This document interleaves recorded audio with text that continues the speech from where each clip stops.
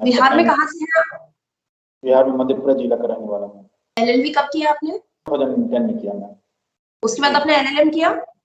जी जी, उसके बाद मैंने एलएलएम किया। एलएलएम कब किया आपने? 2020 में मेरा कंप्लीट हुआ। 1 ईयर एलएलएम किया या 2 ईयर एलएलएम? 2 year LLM.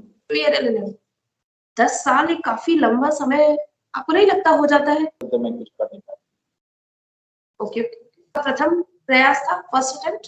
नहीं, मैंने सेकंड अटेम्प्ट में मेरा। सेकंड अटेम्प्ट है? जी, पिछली बार मैं मेंस लिखा था। मेंस लिखा था, क्वालीफाई नहीं हुई थी। ओके। चलिए, आप मैरिड हैं, शादीशुदा हैं या बेरोजगार थे? अनमैरिड हूँ मैं। अनमैरिड है आप? ओके, तो काफी पहले है। तो आप इतने टाइम तक बेरोजगार थे, आपने कुछ किया side by job, part time job इस तरह से? मैम, 1-2 जगह मैंने जॉब किया है 3 साल का करीब। Private job? जी जी। घर से कभी प्रेशर नहीं आया कि कुछ करिए, अर्न कीजिए, इस तरह से नौकरी वगैरह, शादी का प्रेशर, ऐसा कुछ नहीं? नहीं नहीं, ऐसा कुछ कुछ नहीं। बहुत कोऑपरेटिव है, क्या बात है। एलएलएम में आपकी डिसर्टेशन का सब्जेक्ट क्या था? मेरा डिजिटेशन सरोगेसी वाला टॉपिक। सरोगेसी काफी बर्निंग टॉपिक है, आजकल बहुत चल रहा है। आपके पर्सनल विचार क्या कहते हैं सरोगेसी को लेकर के? अभी हाल ही में एक बहुत ही बड़ी अभिनेत्री ने एक बच्ची को जन्म दिया है इस प्रोसेस के थ्रू, सरोगेसी प्रोसेस के थ्रू। क्या आप अवेयर हैं इस खबर से? जी मैम, अवेयर हूँ। ओके। तो उनकी काफी कुछ लोगों ने आलोचना भी की है कि ये प्रोफेशन बना दिया है, लोगों का शोषण करते हैं इस तरह से। राइट, आपने सुना है, जानते हो उस जी जी। मैसेज के बारे में? ओके। तो आपको क्या लगता है कि जो बड़े लोग हैं, धनाढ्य लोग हैं, वो इस सरोगेसी के प्रोसेस का कुछ आपको लगता है अनड्यू एडवांटेज लेते हैं, गरीबों की कोख को उधार लेते हैं, उनको पैसे दिखा के या पैसे का लालच करके उनके शरीर से अपनी आने वाली संतान की उत्पत्ति करवा रहे हैं? तो आपको क्या लगता है, आपके क्या विचार है इसमें? फेवर में है या अगेंस्ट में है? फेवर में है तो क्यों, अगेंस्ट में है तो क्यों? मैम, पहले तो मैं ये कहना चाहूँगा इसके फेवर में, इसीलिए मैं वो हूँ क्योंकि जहाँ पे कोई टेक्निकल प्रॉब्लम आ जाती है, वाइफ हस्बैंड यदि वो चाइल्ड को नहीं बॉर्न कर पाते हैं, तो उनके लिए ये तो बहुत ही अच्छी तरीका है, मतलब कि अपना एक चाइल्ड हो जाता है। लेकिन इसके विपक्ष का बात किया जाए तो ये एक कमर्शियलाइजेशन होता है कि दूसरे किसी गरीब का फायदा उठाना, किसी वोमेन का फायदा उठाना पैसे के लालच में, ये गलत है। जैसे कि बाकी अभिनेत्री लोग कर रही है सरोगेसी के लिए, वो लोग दिखाने के लिए कर रही है, उनका वो लोग चाहे तो मतलब वो अपने बच्चे पैदा कर सकती है, लेकिन वो लोग अपना नहीं करना चाहते हैं। उससे क्या होता है, समाज पे इफेक्ट पड़ता है। समाज भी देखता है कि हमारे बोल फिल्म एक तरह से समाज का आईना होता है, समाज में देखता है कि फिल्म में जो होता है तो समाज भी अब उसको अडॉप्ट करता है। ये प्रथा मुझे गलत लगता है। केवल नहीं है जहाँ माता पिता के केवल नहीं है, वहाँ ये सरोगेसी अपना के उन्हें एक संतान सुख प्राप्त। जी, तो आपने जैसे कि कहा, बहुत ही अच्छा एक पक्ष रखा कि फ़िल्मी जो होते हैं, फ़िल्म जगत जो है या फ़िल्में जो होती है वो हमारे समाज का एक आईना होती है और काफ़ी लोग उनसे देख के सीखते भी हैं और वो कुछ हद तक फ़ॉलो भी करते हैं, राइट? तो जैसे बात करें एकता कपूर की, वो अनमैरिड है, उन्होंने सरोगेसी के थ्रू अपने बच्चे का डिसीज़न लिया, ओके। शिल्पा शेट्टी ने बोला था कि मुझे मेडिकल इश्यूज़ हैं, ठीक है। आपका कहना है कि जहाँ पर कोई मेडिकल इश्यूज़ आते हैं, अगर वो प्रेगनेंसी को कंटिन्यू नहीं कर पाती है, डॉक्टर उन्हें बोलते हैं और अगर वो माँ-बाप बनना चाहे तो उनके लिए तो एक वरदान है, राइट? मैं सही समझ पा रही हूँ, आपने कुछ इस तरह से कहा? लेकिन अगर कोई ऐसी महिला है, जो मेडिकल रूप से बिल्कुल फिट, एवरीथिंग ओके, बट वो चाहती ही नहीं है, वो कहती है कि नहीं, मुझे अपना करियर खराब नहीं करना, डिस्ट्रॉय नहीं करना, मेरे पास टाइम नहीं है, मेडिकल इश्यूज़ आ जाएँगे, मेरा फिगर खराब हो जाएगा, इसलिए मैं अपनी जो जनरेशन है, मैं अपना बच्चा है, किसी और के थ्रू पैदा करवाना चाहती हूँ। तो क्या उस सरोगेसी जो एक्ट है, उसमें ऐसी महिलाओं के लिए प्रावधान है? क्या एक महिला जो बिल्कुल सक्षम है, वो करना चाहेगी, वो कर सकती है, करवा सकती है सरोगेसी से अपना बच्चा पैदा? आपका क्या विचार है? मैम, उसी के लिए 2019 में एक सरोगेसी बिल आया हुआ है मैम। अब मेरी उस पे एक्ट नहीं बन पाया है, लेकिन उस बिल में ये प्रावधान किया गया है कि कैपेबल है कपल, वो उसके लिए बैन किया जा रहा है कॉमर्शियल। मान लीजिए एक लड़की है, ओके, और वो चाहती नहीं है क्योंकि उसको उसकी मर्ज़ी के बिना भी तो उसको माँ नहीं बना सकते ना, उसकी मर्ज़ी के बिना भी तो उसपे नहीं थोप सकते कि नहीं, you have to carry your baby, right? ये भी तो उसकी मर्ज़ी के खिलाफ हुआ ना। आपकी बात करते हैं क्योंकि आप जज बनने जा रहे हैं, जज बनते हैं तो जज की एक सोच बहुत ही प्रोग्रेसिव होनी चाहिए। आपका क्या विचार है अगर आप शादी करते हैं फ्यूचर में और आपकी वाइफ बायोलॉजिकल पेरेंट बनने के अगेंस्ट में है और वो नहीं चाहती है कि मैं अपना बच्चा पैदा करूं और वो दूसरे ऑप्शन अडॉप्ट करती है लाइक अडॉप्शन या सैरोगेसी, तो आप पहले तो बताएं दोनों में से कौन सा विकल्प चूज करेंगे, सैरोगेसी या अडॉप्शन? बताएं। मैं अडॉप्शन को चूज करूंगा क्योंकि अडॉप्शन बहुत ही अच्छा तरीका है, क्योंकि अडॉप्शन ऑलरेडी बाय बर्थ किसी का हो चुका है। बर्थ किसी का हो चुका, उससे एक नया घर, एक नया परिवार मिल जाएगा, इससे हमारा समाज संभलेगा। और सरोगेसी को मैं सेलेक्ट नहीं करता। मैं बहुत ही अच्छे विचार हैं आप अडॉप्शन को कि एक बच्चा ऑलरेडी आ चुका है तो हम एक दूसरे को क्यों लाएं। आपके जैसे अगर विचार हो जाए तो जनसंख्या काफी हद तक नियंत्रण में आ सकती है। अगर ये भी कर ले कि एक बच्चा हमारा और एक बच्चे को अडॉप्ट कर ले, जैसे काफी लोग सोचते हैं कि 2 बच्चे तो होने ही चाहिए, है ना? तो ये भी अच्छा एक विकल्प हो सकता है। बहुत ही उम्दा विचार आपके, मुझे लगे। बिहार की राजधानी क्या है? बिहार की राजधानी मैम पटना है। शुरू से पटना थी? मैम प्राचीन काल में कुछ टाइम के लिए बोध गया बना था, लेकिन वो बहुत काफी लंबे टाइम का, मतलब अशोक के टाइम का था। लेकिन पाटलिपुत्रा पहले राजधानी थी, फिर उसके बाद उसी का नाम बदल के पटना किया। पटना का पुराना नाम पाटलिपुत्र? हाँ जी मैम, पटना का पूरा नाम पाटलिपुत्रा था। महात्मा बुद्ध, आप जानते हैं उनके बारे में?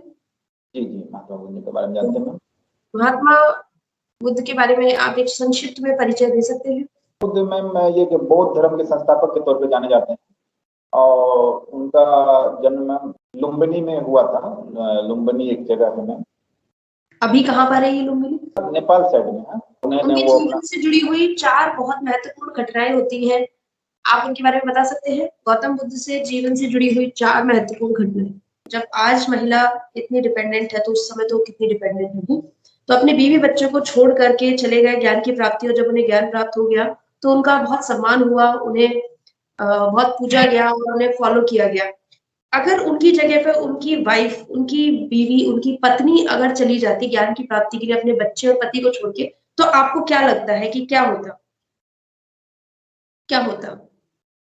मैम यदि उसकी वाइफ यदि छोड़ के चली जाती तो पूरा समाज उस नजरिए से नहीं सोच पाता, लेकिन मेरे नजर में तो वो सही था।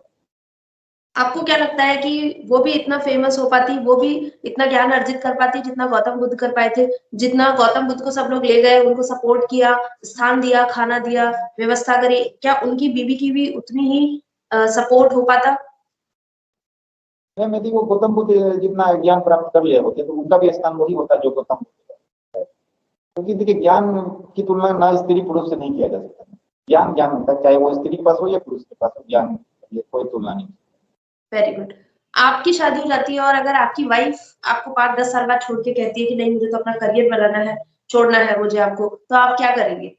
शादी के बाद एक पारिवारिक सामंजस्य बैठाने की कोशिश तो जरूर करूंगा, लेकिन यदि बाद में यदि उसकी इच्छा है कि छोड़ के जाने का, तो वो यदि अपना स्वतंत्र है, यदि वो कुछ करना चाहती है पढ़ सकती है, कोई दिक्कत नहीं है।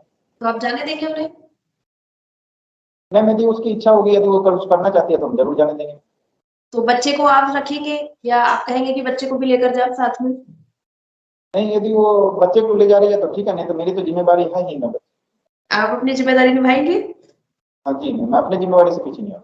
बहुत जिम्मेदार है आप, काफी। चलिए, तो अब हम आपसे लॉ की थोड़ी सी बात कर लेते हैं।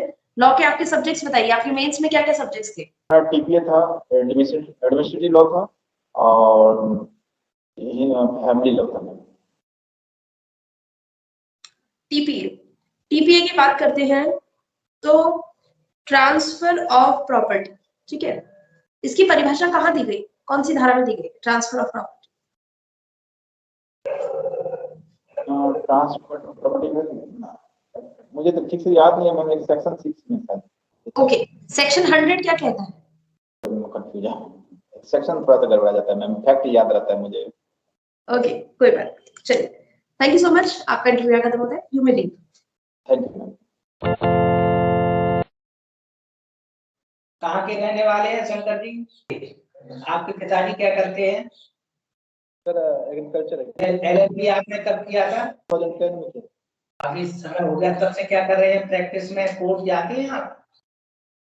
नहीं नहीं सर, कोर्ट क्यों नहीं जाते? कोर्ट में ही तो काम करना है, मजिस्ट्रेट को काम तो कोर्ट में ही करना है। मेरा सर घर पे कुछ प्रॉब्लम था, इसी वजह से नहीं जा पा रहा। आपने 2010 में किया लॉ? 2010? जी जी सर। तो what are you doing for last 11 years? LLM कब किया, कब पास आउट किया एलएलएम? 2020 में sir. 10 years? You took 10 years to pass out the LLM?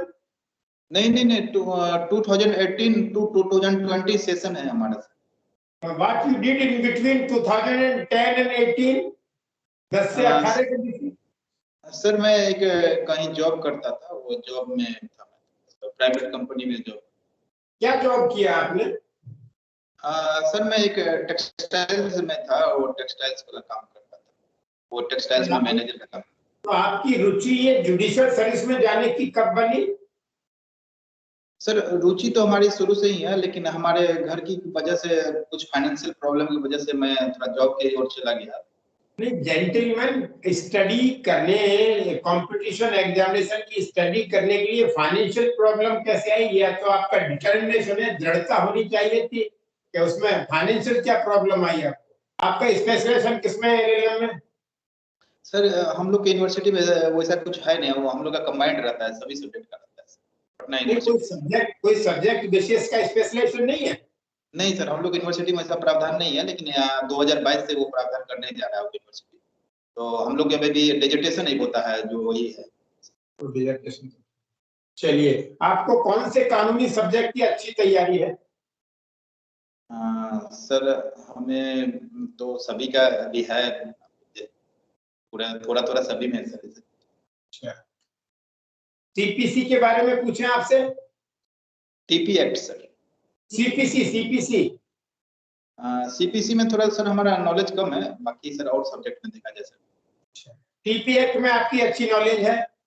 हाँ सर, थोड़ा सा बोल सकते हैं सर। ये सेल और लीज में क्या अंतर है? What is the difference between sale and lease? Sale sir, एक पक्षकार दूसरे पक्षकार को अपनी संपत्ति बेचता है, उसमें एक जैसे एक कंसिडरेशन होना चाहिए उसमें, और उसमें पूर्ण स्वामित्व दिया जाता है सेल में। जबकि लीज में क्या होता है ना कि आपको उपभोग करने का अधिकार दिया जाता है, तो आपको पूर्ण स्वामित्व नहीं दिया जाता है। तो बेसिक डिफरेंस यही रहा सेल और लीज में कि टाइटल ट्रांसफर नहीं होता है। क्या 302 के अपराध की ट्रायल कर सकते हैं हाईकोर्ट जज? सर नहीं, ऐसा तो नहीं कर सकते हैं, लेकिन एक प्रोविजन में कभी कभी किए हैं। एक केस में शायद मुझे याद आ रहा है जानकर, ठीक है, एक इंदिरा गांधी का कोई केस था, उसमें शायद हाईकोर्ट किए थे, लेकिन हाईकोर्ट नहीं किए, नहीं कर सकते हैं, क्योंकि देखिए सर, कोई भी अपीलीय अधिकार होता है हाईकोर्ट और सुप्रीम कोर्ट, उसका एक अपीलीय अधिकार उससे छीन जाता है। यदि हाईकोर्ट करेंगे तो फिर एक सुप्रीम कोर्ट ही अपील के लिए बचेगा, बाकी कोई कोर्ट नहीं बचेगा। इसीलिए सेशन ट्रायल हमेशा सेशन कोर्ट में ही किया जाता है, जिससे कि उसके हाईकोर्ट में अपील हो सके, फिर उसके बाद सुप्रीम कोर्ट में। नहीं, आपका लास्ट का वर्ड सेंटेंस सुनाई नहीं दिया, क्या क्या क्यों नहीं कर सकते, क्या कारण क्या है? सर कारण ये है ना कि उसका एक अपीलीय अधिकार ये आपने जो केस बताया जिसमें एक बार हुआ था, वो केस कौन सा बताया? इंदिरा गांधी? सर इंदिरा गांधी का था, वो मुझे याद तो ठीक से नहीं आ रही, वो इंदिरा गांधी का जो मर्डर केस था उसका सर। अब्दुल रहमान अंतुले महाराष्ट्र के चीफ मिनिस्टर थे, उनके बारे में शिकायत हुई थी और जांच के बाद में सुप्रीम कोर्ट ने ऑर्डर किया था कि इनकी ट्रायल हाई कोर्ट के जज द्वारा की जाए। जी जी जी। बाद में उस ऑर्डर को अपास्त कर दिया 7 जजों की बेंच ने कि नहीं, हाई कोर्ट जज can not be A trial जज, क्योंकि एक राइट ऑफ अपील खत्म हो गई। वेरी गुड, आपने सही बताया, बहुत सही बताया। अच्छा, समन्स केस और वारंट ट्रायल का अंतर बताइए। सर क्या, सॉरी रिपीट करेंगे? Summons warrant? हाँ सर, समन्स केस ऐसा केस होता है जो अदालत किसी को समन जारी करती है किसी विटनेस को उपस्थित होने के लिए या किसी कोई डॉक्यूमेंट्स प्रेजेंट करने के लिए, तो अदालत किसी को समन्स जारी करके वो डॉक्यूमेंट्स या उस व्यक्ति को प्रस्तुत करने के लिए कहेगी। जबकि वारंट केस में होता है कि वारंट केस में उस व्यक्ति को पुलिस द्वारा उसे उपस्थित करने के लिए कहा जाता है, जिसमें व्यक्ति को अदालत के सामने पुलिस अपना उपस्थित करवाती है। नहीं, उसमें आप जो बता रहे हो वो विटनेस के रूप में है या किसी को बुलाया या प्रस्तुत करने के लिए वो सम्मान बात नहीं है। ऑफेंस की ट्रायल, समन्स केस किसे कहेंगे? What is summons case? Summons case उसे कहते हैं सर 2 साल से कम का जिसमें सजा का प्रावधान है उसे समन्स केस कहते 2 हैं। साल से जिसमें कम सजा है ऐसा अपराध ऐसा ऑफेंस जिसमें सजा 2 साल से कम है, उन अपराधों की ट्रायल समन्स केस की तरह होगी, समन्स ट्रायल में होगी। तो इसमें गवाह बुलाना, डॉक्यूमेंट पेश करना या इसके लिए कहाँ जरूरत है, कोर्ट सम्मन करेगी। वो तो अभियुक्त सामने खड़ा है, उसके खिलाफ है चार्जशीट है समन्स केस की, और वारंट ट्रेल में 2 साल से अधिक दिन की सजा है, वो केसेज हैं। और वारंट ट्रेल में फर्स्ट स्टेज में चार्ज फ्रेम किया जाता है, समन्स केस में चार्ज फ्रेम करना जरूरी नहीं है, ठीक है ना, उसमें चार्ज पे हियरिंग होती है। शंकर जी से पूछो। शंकर जी, अच्छा ये बताइए, एक एक्स पोस्ट फैक्टो लॉ होता है कॉन्स्टिट्यूशन में, आर्टिकल 20, क्या है x post facto law? Hindi में कहते हैं कार्यतल विधि। हाँ सर, एक्स पोस्ट फैक्ट होता है वो सर, जैसे कि विधि द्वारा संरक्षण दिया जाता है कि किसी व्यक्ति को दोहरी सजा न मिले। जैसे किसी व्यक्ति को एक बार ट्रायल हो चुका है तो उसे दोबारा उसी ऑफेंस के लिए, उसी चीज के लिए फिर से दोबारा उसे सजा उसको ट्रायल से देना नहीं पड़ेगा। वो तो safeguard against WGO party. A person once has been convicted or acquitted cannot be tried again for the same offense. चलो एक बात बताओ, एक आदमी ने किसी दूसरे आदमी को एक घोर उपत्ति कारित की 326 की, उसको ट्रायल चली, सजा हो गई, और बाद में वो आदमी उसी इंजरी के कारण मृत्यु को प्राप्त हो गया, क्या उस आदमी पर हत्या का मुकदमा दोबारा चल सकता है? सर यदि उस घटना की वजह से यदि उसकी डेथ हुई है तब तो उसी इंजरी के कारण उसकी मौत हो गई। हाँ, यदि उस इंजरी के कारण उसकी मौत हुई तब तो डेथ की उस पे चार्ज लगेंगे। यदि उसके प्रावधान कहाँ पे है सीआरपीसी में? हाँ, ये प्रावधान सीआरपीसी में कहाँ है? 300 सीआरपीसी पढ़ना आपको, है ना। अब ये बताइए, कोई व्यक्ति है, उसको अपने विरुद्ध साक्ष्य देने के लिए बाध्य किया जा सकता है क्या? नहीं, कोई भी व्यक्ति को अपने विरुद्ध साक्ष्य देने के लिए बाध्य नहीं किया जा सकता है। अरे तो आप 132 एविडेंस एक्ट पढ़ना, वहां तो किया जा सकता है। हाँ, किया जा सकता है, लेकिन वो अपने स्वेच्छा से वो अपने स्वेच्छा से दिए वो करना चाहता है तो उसको किया जा सकता है। टू अंडरस्टैंड, उसमें ये शब्द है कॉन्स्टिट्यूशन में, no accused can be compelled to give evidence against himself. ये सेफगार्ड अगेंस्ट सेल्फ इंक्रिमिनेशन की बात है, वो अक्यूज्ड को प्राप्त है, व्यक्ति को नहीं। साधारण व्यक्ति को तो खिलाफ एविडेंस जो उसके जाहिर है, मान लो कोई तो एविडेंस देता है, उसके खिलाफ जा सकती है वो। 132 एविडेंस एक्ट में इस बात का हवाला है, ठीक है सर। यहाँ सर व्यक्ति, मेरा व्यक्ति का मतलब एक्यूज ही था सर। मतलब आपका मतलब नहीं चलेगा, आप जब सब लोग अच्छे बताइए। आप कॉन्ट्रैक्ट एक्ट में कहते हैं कि every contract with minor is void ab initio. Minor के साथ किया गया जो कॉन्ट्रैक्ट है वो प्रारंभतः शून्य है, क्या सही है क्या? सर हमारे कॉन्ट्रैक्ट एक्ट में तो ऐसा है कि माइनर के साथ कोई भी कॉन्ट्रैक्ट किया जाता है तो शुरुआत से ही कोई भी कॉन्ट्रैक्ट प्रारंभतः शून्य नहीं होता है। एग्रीमेंट शब्द है वहां पे, any agreement with minor is void ab initio, और any agreement without consideration is void. तो कॉन्ट्रैक्ट कभी वॉइड नहीं होता है अब इनिशियो, बाद में हो सकता है, जैसे डॉक्ट्रिन ऑफ फ्रस्ट्रेशन है, सेक्शन 56 वगैरह है ना, वो हो सकता है। अच्छा, अब एक बात बताओ, आप सेक्शन 144 सीपीसी में समझते हैं क्या है? Any adjudication under section 144 whether it's decree or not. Sir इसके बारे में थोड़ा नॉलेज नहीं है। What is legal representative?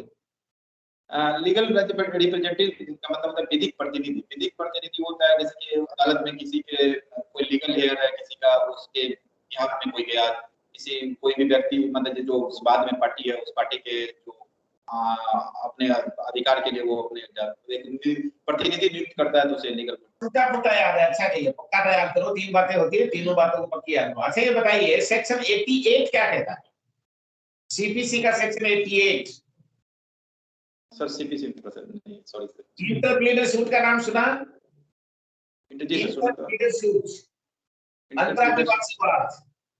हां सुना है लेकिन उसका मैं अच्छा सर सेट ऑफ और काउंटर क्लेम के बारे में पढ़ा? यस सर, सेट ऑफ ये पढ़ा है। बड़ा, ये क्या होते हैं, क्या फर्क है दोनों में? सेटअप होता है सर कि जैसे कि किसी को प्रति मेरा पहले से ही कोई दावा है, फिर वो मेरे उसका भी मेरे प्रति दावा है, तो उसे एक दूसरे को सेट करने के लिए सेटअप किया जाता है, जैसे दावा और प्रति दावा को टेस्ट करने के लिए। प्रति दावा और सेट ऑफ में कोई फर्क थोड़ी है, आप तो दोनों एक पे ला रहे हो। सेट ऑफ और काउंटर क्लेम, प्रति दावा काउंटर क्लेम को कहते हैं और सेट ऑफ अलग चीज है। सेट ऑफ कितने प्रकार का होता है? मुझे तो ठीक से याद नहीं है सर, लेकिन 2 प्रकार के होते हैं। कौन कौन सा है? 2 तो प्रकार तो ठीक है, तो ठीक है, आपका होता कौन कौन सा है ये?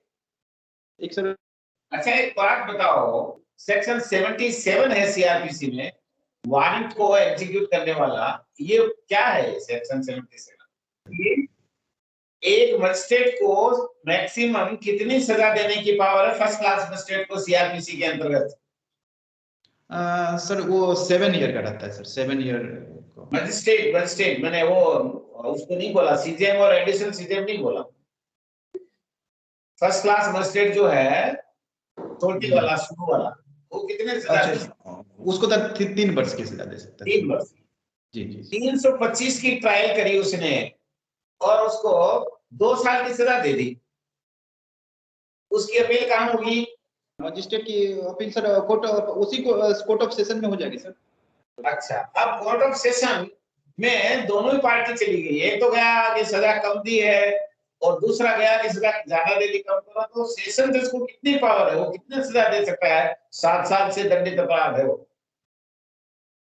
तो सर वो मैक्सिमम उसे सजा दे सकता है सर, उस सेशन कोर्ट को पावर है, जैसे कि लाइफ सेंटेंस भी दे सकता है। जैसे 325 की बात कर रहे हैं सेक्टर जी।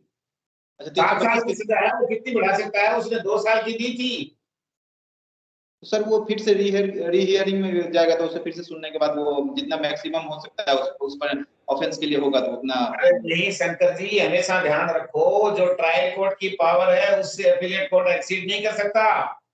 वो उसको 3 साल की पावर है, 3 साल से ज्यादा सेशन जज नहीं दे सकता। चलो ये बताओ, असिस्टेंट सेशन जज की अपील कहाँ होगी? किसी मामले में असिस्टेंट सेशन जज ने निर्णय दिया तो उसकी अपील कहाँ होगी? सर वो सेशन जज में हो जाएगा, कोर्ट ऑफ सेशन में हो जाएगी। सेशन जज को कितनी पावर है सजा देने की? कितने सजा के पावर है? सर उसे लाइफ इम्प्रिजमेंट और ये डेथ सेंटेंस देता है। क्या कर रहे हो आप? 10 साल की सजा का पावर है। तो ये बताओ, उसने यदि 8 साल की सजा दे दी, सेशन असिस्टेंट सेशन जज, अपील कहाँ होगी? 8 साल के सेशन सजा दी है तो सर वो उसका फिर हाई कोर्ट में होगा सर। हाँ, यदि 7 तक देता तो सेशन जज में, और 7 से ऊपर देते ही हाई कोर्ट में चली जाएगी। ठीक है।